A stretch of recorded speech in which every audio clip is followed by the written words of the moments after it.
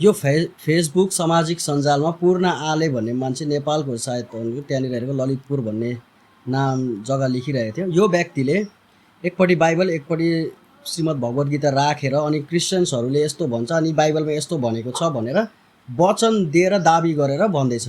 आउनुहोस् यो कुरोलाई हेरौँ।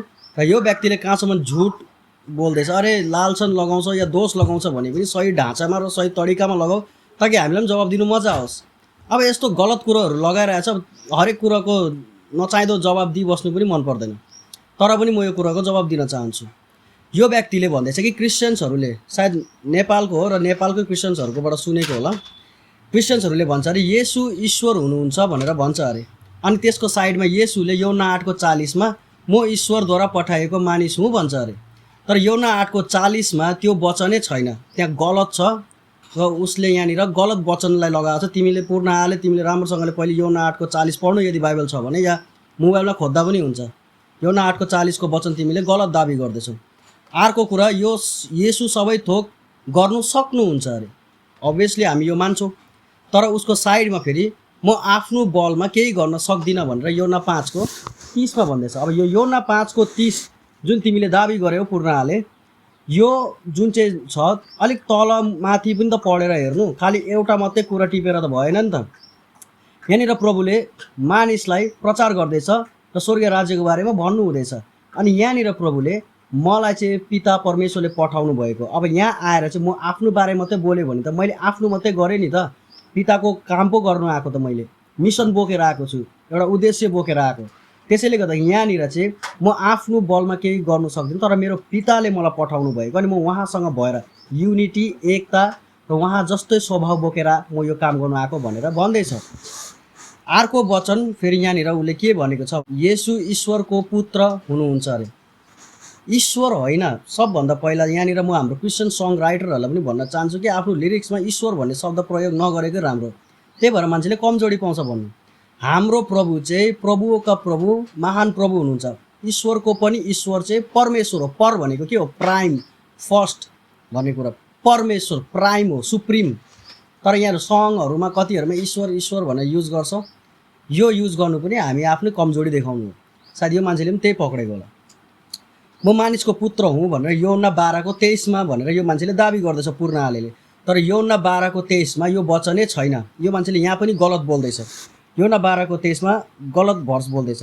अर्को कुरा, जोन 8:21 तिमीहरू येशूले हाम्रो पापको लागि मर्नुभयो भनेर भन्दैछ। अनि यूहन्ना 8 यहाँनिर 21 यो मान्छेले दाबी गर्छ तिमीहरू आफ्नै पापमा मर्छौ भनेर येशूले भने अरे। ठिकै छ, फ्याक्ट हो। गलतलाई गलत, सहीलाई सही भन्ने यूहन्ना 8:21 प्रभुले यो भन्नुभएको छ। तर किन भन्नुभयो, के कारणले भन्नुभयो, तल माथि पनि त हेर, त्यसकै मुनि 24 भर्समा तिमीले भनेको लेखेको वचनको उत्तर छ। त्यहाँनिर प्रभुले के भन्नुभयो, यदि तिमीहरूले मलाई विश्वास गरेनौ, किनकि म तिमीहरूको पापको लागि मर्छु, अनि मलाई विश्वास गरेनौ भने चाहिँ तिमीहरूले मसायालाई, तिमीहरूको उद्धारकर्ता मुक्तिदातालाई यदि तिमीहरूले रिजेक्ट गर्यौ भने चाहिँ तिमीहरू चाहिँ आफ्नै पापमा मर्छौ भन्दैछ पूर्ण आले। मुनि 24 हेर्नु, त्यहाँ छ उत्तर। त्यहाँ के भनेको छ, if you don't believe that I am. I am भनेको अझै रहस्यमा चाहिँ ग्रिक भाषामा, किनकि तिमीले जुन वचनहरू दाबी गर्यो त्यो ग्रिक भाषामा लेखेको छ। अनि त्यहाँनिर आई एम भनेको चाहिँ इनिग्मेटिक भन्छ ग्रिकमा। यसको मतलब चाहिँ एउटा रहस्य हो। सेल्फ डिक्लेरेसन गर्दैछ प्रभुले कि म आफैले तिमीहरूको पापलाई लिएर मर्नेछु यदि तिमीले मलाई विश्वास गरेनौ। आई एम भनेर दाबी गर्नुहुन्छ, मलाई विश्वास गरेनौ भने चाहिँ तिमीहरू आफ्नै पापमा मर्नेछौ भनेर भन्दैछ। यो पूर्ण आले व्यक्तिले यहाँनिर वचनहरू पनि गलत छ, एउटा दुईवटा सही छ, तर त्यसको पनि उत्तर छ बाइबलमा, एभिडेन्स छ, विटनेस छ। त्यसै फाल्तुमा बोलेको होइन। भले त्यहाँनिर नेपालको क्रिस्चियन्सहरूले कतिवटा बोल्नु कुराहरू विश्वासीहरूले तिमीले सही पक्रेको होला, तर थाहा नभएर हो। यदि जब थाहा भएको व्यक्तिको अगाडि बसेर तिमी तर्क गर्छौ नि, तिमीले सही उत्तरहरू पाउनेछौ। अब यो व्यक्तिले फेरि पनि गरेको प्रश्नहरूको बारे उत्तर दिउँ हामी। यहाँनिर यसले भन्दैछ कि यसरी शास्त्र तोडमोड गर्नु त हुँदैन नि, तर सबभन्दा पहिला चाहिँ तिमीले हाम्रो बाइबलको वचनलाई तोडमोड गर्दैछौ।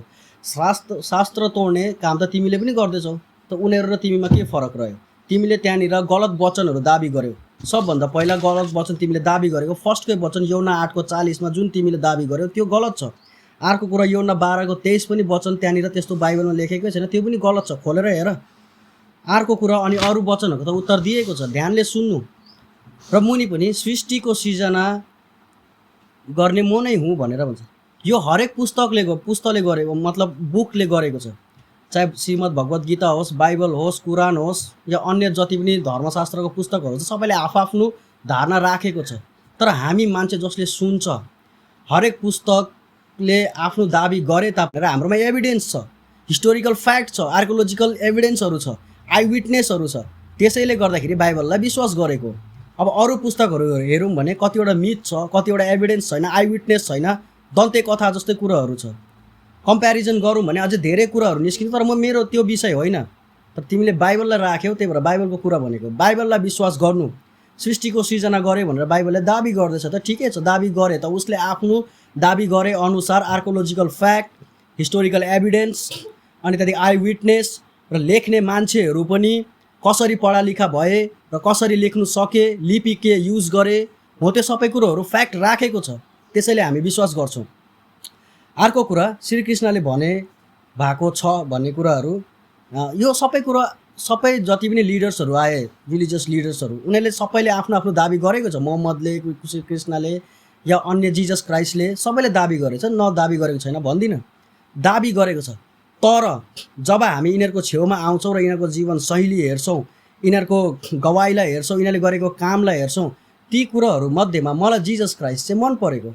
यो मेरो पर्सनल चोइस हो, मेरो व्यक्तिगत आफ्नो विचार हो। म चाहिँ येशू ख्रिस्टलाई उनीहरूसँग तुलना गर्दाखेरि येशू ख्रिस्ट चाहिँ अति नै राम्रो, सत्य र लोकप्रिय हुनुहुँदो रहेछ। अरूसँग फ्याक्ट तिमी आफै तुलना गरेर हेर र जिजस क्राइस्टसँग तुलना गरेर हेर, मलाई मन परेको, त्यसैले मैले उहाँको पछि लागेको। यो मेरो आफ्नो चोइस हो। अर्को कुरा मलाई पुकार्नु भयो भने मुक्ति पाउँछ भन्ने कुराहरू, यो पनि पर्सनल चोइस हो। हामीले हेऱ्यौँ, बुझ्यौँ र देख्यौँ, पढ्यौँ र जान्यौँ कि सत्य चाहिँ कहाँ रहेछ भन्ने कुराहरू। अब यो मैले पढेँ, मैले बुझेँ, त्यस्तै विश्वासीहरूलाई पनि भयो सत्य चाहिँ के हो भनेर, त्यसैले उनीहरूले त्यो कुरालाई अपनाएको हो। त्यसै खेलठट्टामा अपनाएको होइन। तिमी आफै पनि तुलना गरेर हेर, तिमीले भनेको राखेको कुराहरू पनि पूर्ण आलेज्यू त्यो राइट हो, फ्याक्ट हो, त्यसमा केही सन्देह छैन। तर आँखा खोलेर ध्यानले रिसर्च गरेर हेर्नु। बाइबलको हरेक कुराहरू आई विटनेस छ, एभिडेन्स छ, आर्कोलोजिकल फ्याक्ट छ, अनि जसले पनि लेखे पत्रहरू, यो सबै लेख्नेहरू पनि त्यतिकै हावातालमा लेखेको छैन। त्यसैले गर्दाखेरि चाहिँ हामी यसलाई मान्छौँ। धन्यवाद।